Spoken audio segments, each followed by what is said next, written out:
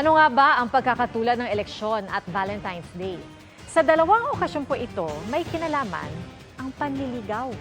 Sa datos ng COMELEC ng mga rehistradong botante ngayong eleksyon 2025, batay sa porsyento ng civil status na kwinenta ng GMA Integrated News Research, halos 6 sa bawat 10 kailangang suyuin ng mga kandidato, single. Sinundan po yan ng mga married o kasal na nasa 41%. Malayo ang agwat niya sa mga botanteng balo o patay na ang mga asawa at pinakakaunti ang mga legally separated o hiwalay ng legal. Ano man po ang inyong relationship status ngayong eleksyon, huwag naman magpabola agad sa ilang tactics ng ilang kandidato gaya po ng gaslighting at breadcrumbing.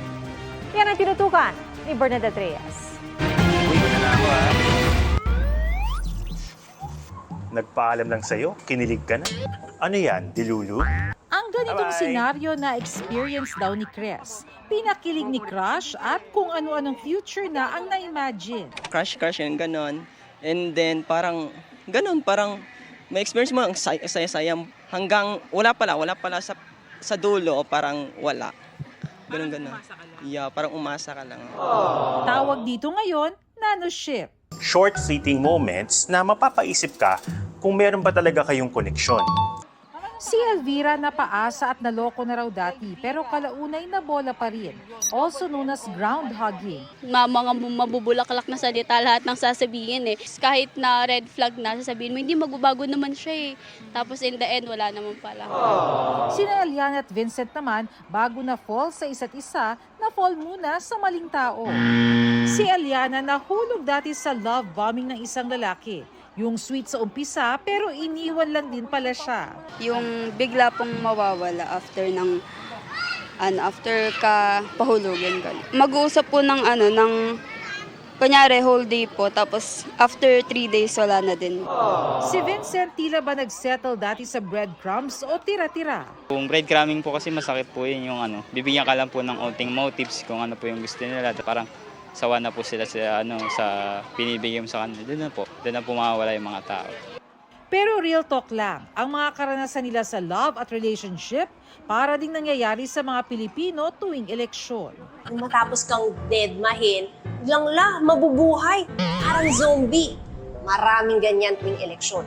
Sa GMA Digital Exclusives na dapat totoo, isa-isang tinalakay ang mga modus na yan sa relationships na nakikita rin sa style ng mga kandidato tuwing eleksyon. Pagod ka na bang maging option? Halika rito. Closer. Closer pa. Backburner ang tawag sa'yo. So bakit ka pumapayag? Kahit nga tuwing eleksyon, okay lang sa'yo na hindi ka priority. Ang dapat totoo digital exclusives, pinuri at pinusuan ng netizens dahil ginawa raw na mas relatable ang mga nangyayari kapag eleksyon. Sa ngayon, mahigit 3 million na ang views ng video series sa iba't ibang social media pages ng GMA. Ang isang netizen napa-I love you sa tinawag niyang entertaining, informative at insightful na atake ng Dapat Totoo series.